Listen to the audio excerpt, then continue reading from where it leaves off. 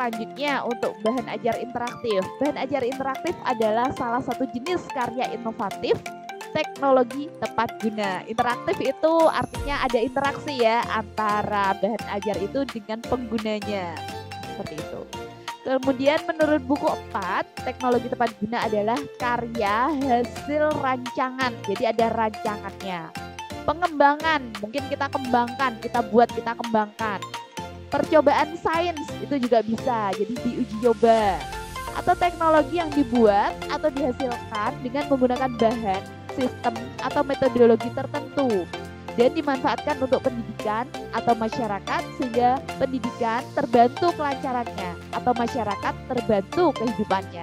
Jadi intinya teknologi itu berguna seperti itu ya, teknologi tepat guna yaitu teknologi yang berguna yang kita kembangkan atau kita rancang, kita buat seperti itu, berguna bagi pendidikan atau bagi masyarakat. Nah, bahan ajar interaktif ini tentunya akan berguna bagi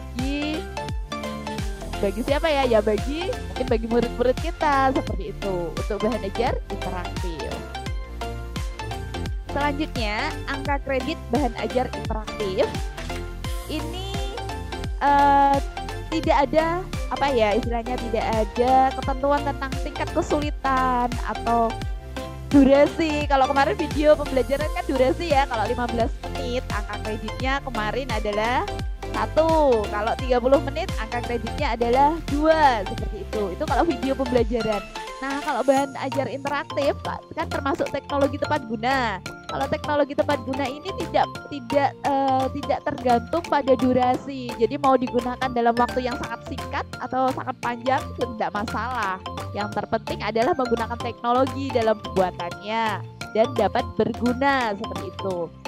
Ini jika digunakan di sekolah kita sendiri, sekolah 1 sekolah saja, ini angka kreditnya 2. Jadi misalnya Bapak Ibu membuat aplikasi.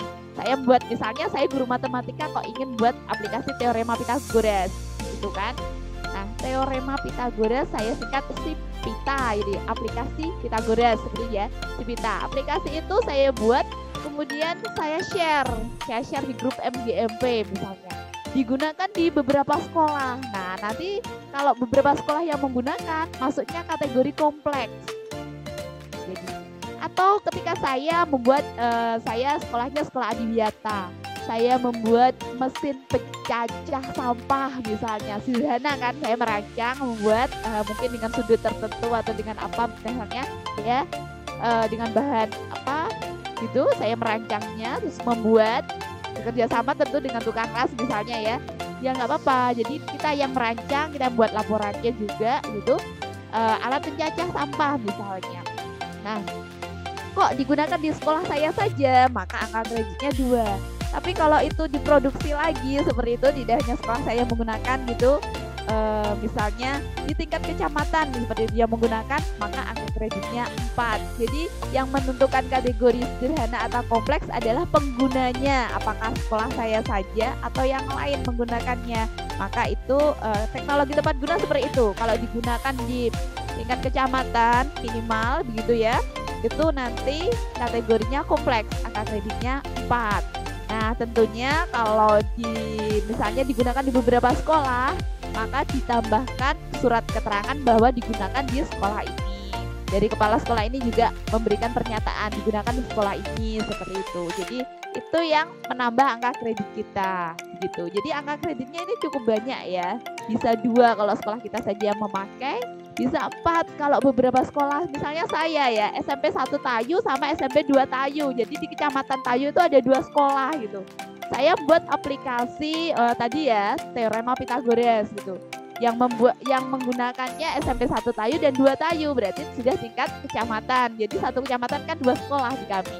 Nah, itu angka kreditnya bisa 4 karena yang menggunakan tadi di tingkat kecamatan ya, ada 2 sekolah itu tadi. Nah, itu bisa.